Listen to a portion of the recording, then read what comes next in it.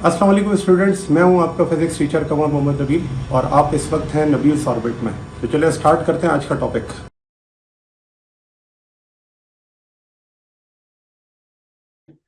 अब आज हम, क्योंकि वो रिलेशन हम लिख चुके हैं, तो अब हम इक्वेशंस ऑफ एंगुलर मोशन पे आ जाएंगे। इसका मतलब अगर कोई बॉडी एंगुलर मोशन परफॉर्म कर रही है तो फिर उसकी इक्वेशन क्या लिखी जाएगी। क्योंकि हमें लीनियर वाली इक्वेशंस पता है, तो अब हमारे लिए एंगुलर वाली लिखना आसान हो जाएंगी। सिर्फ क्या होगा, जो रिलेशन हमने पढ़े हुए उन रिलेशन को यूज करके हम कन्वर्ट कर लेंगे।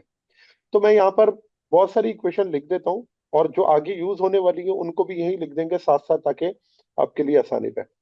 तो देखिए, सबसे पहली चीज है मास। किसी भी बॉडी का जो मास होता है लीनियर मोशन में, उसको हम लिखते हैं m से।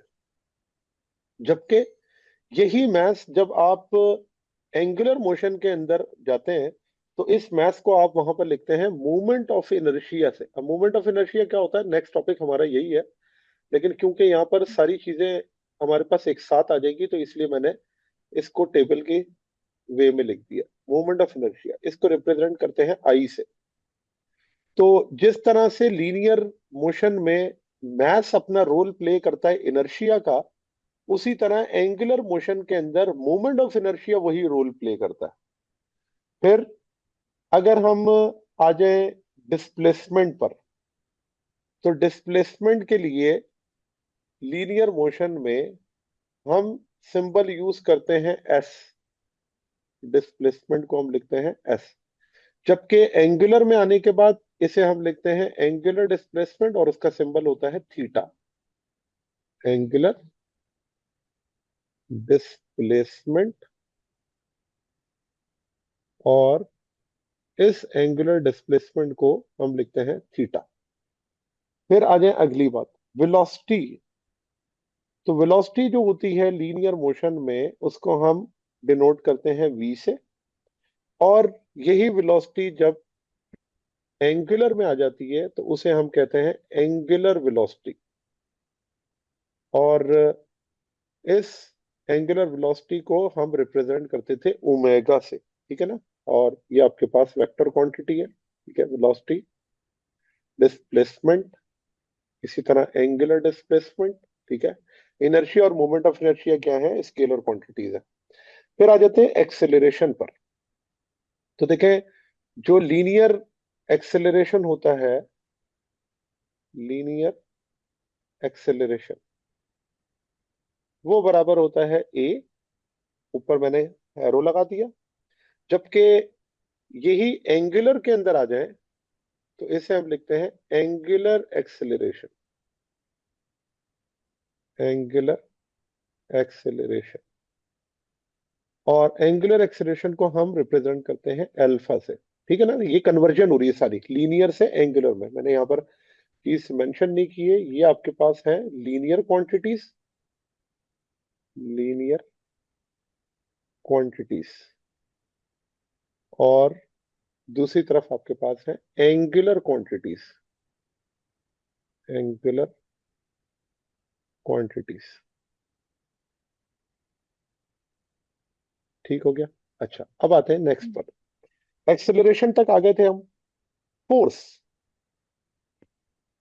ठीक है। जो फोर्स होती है उसको हम लीनियर में एफ से रिप्रेजेंट करते हैं। और यही फोर्स जब एंगुलर में आ जाती है, तो इसे हम कहते हैं टॉर्क। क्या ये आपके पास हो गया टॉर्क, रिप्रेजेंट करते हैं टॉ से। ये सिंबल है टॉर्क का।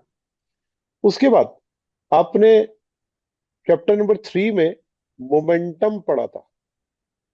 मोमेंटम, मोमेंटम को हम रिप्रेजेंट करते हैं पी से।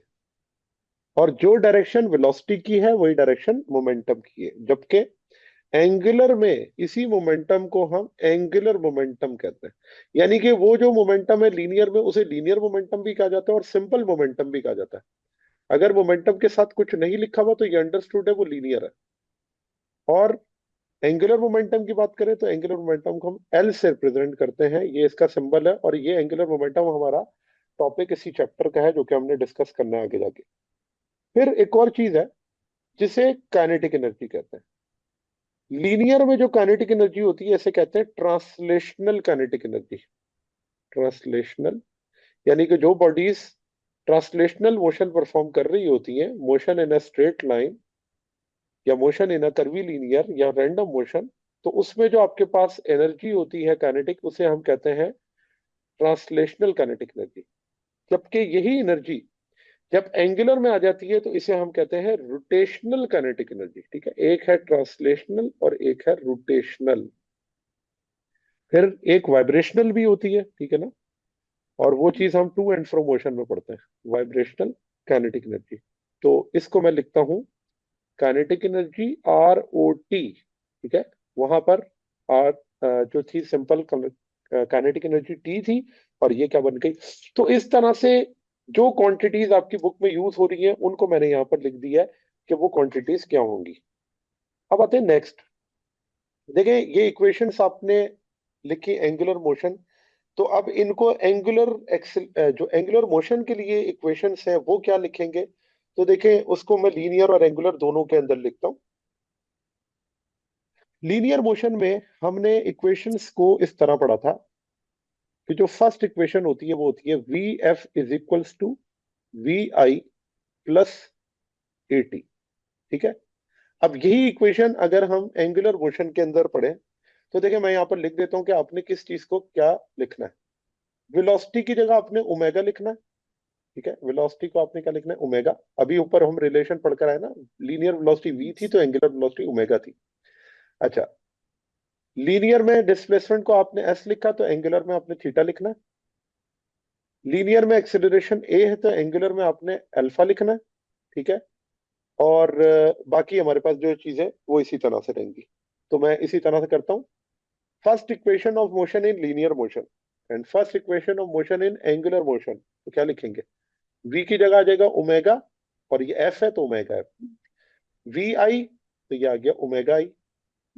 एल्फ ए है तो ये अल्फा, और टी एज इट इज रहता है। तो ये बन गई first equation of angular motion. तो अब आप देखिए, जब आपके पास कोई क्वेश्चन आएगा तो आप उस क्वेश्चन को आपने समझना है। अगर वो मोशन एंगुलर है तो आप फर्स्ट इक्वेशन उसके अंदर अप्लाई कर सकते हैं, लेकिन एंगुलर वाली ही करेंगे। सेकंड पर आ जाए, second equation S is equals to VIT plus half AT square, और इसको एंगुलर के अंदर पढ़े तो क्या होगा, एस की जगह आ जाएगा थीटा, VI की जगह आ जाएगा omega I T plus half alpha T square. फिर third equation 2AS VF square minus VI square.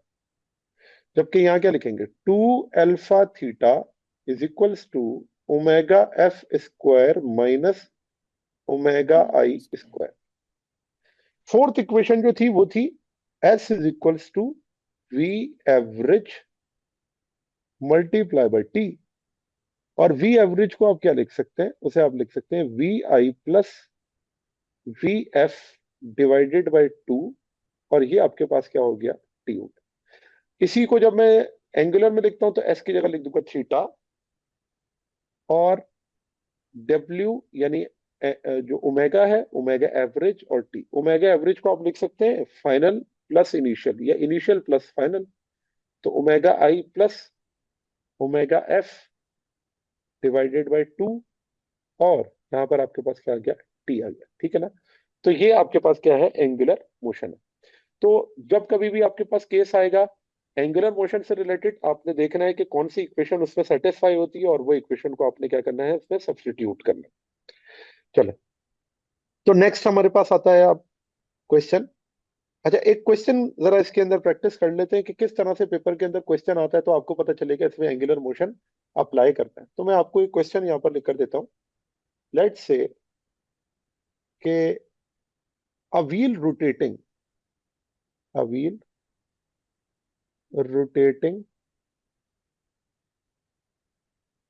at 4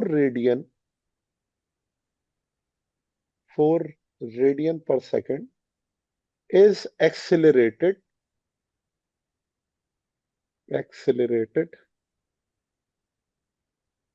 to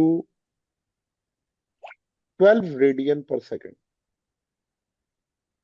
12 radian per second after 5 revolution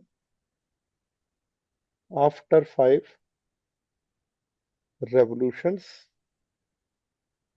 the angular acceleration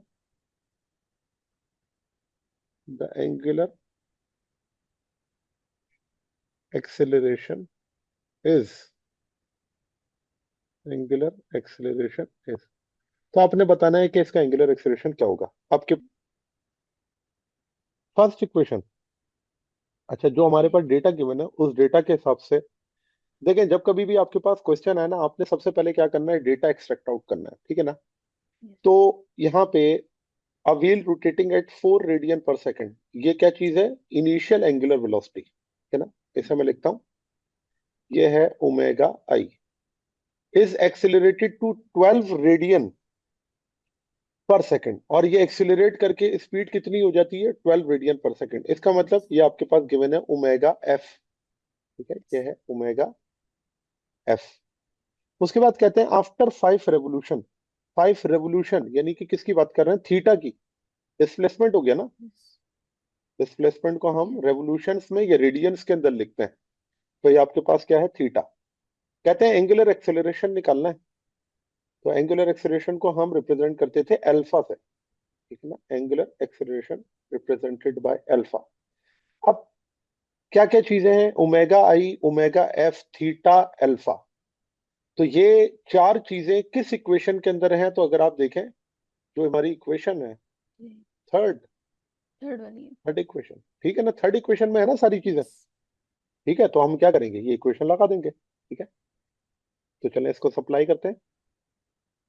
2 alpha theta is equals to omega F square minus omega I square. तो 2 alpha, sorry alpha आपने calculate करना है, इसको isolate कर लें, तो ये हो जाएगा omega F square minus omega I square divided by 2 theta. तो ओमेगा एफ किसके बराबर है, ये है 12 स्क्वायर, ओमेगा ई किसके बराबर है, 4, यह है स्क्वायर डिवाइडेड बाय 2 थीटा।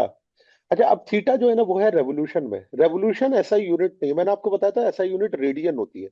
तो मुझे क्या करना पड़ेगा, इस रेवोल्यूशन को रेडियन में कन्वर्ट करने के लिए 2 पाई से मल्टीप्लाई करना पड़ेगा, तो ये बन जाएगा 10 पाई रेडियन, ठीक है।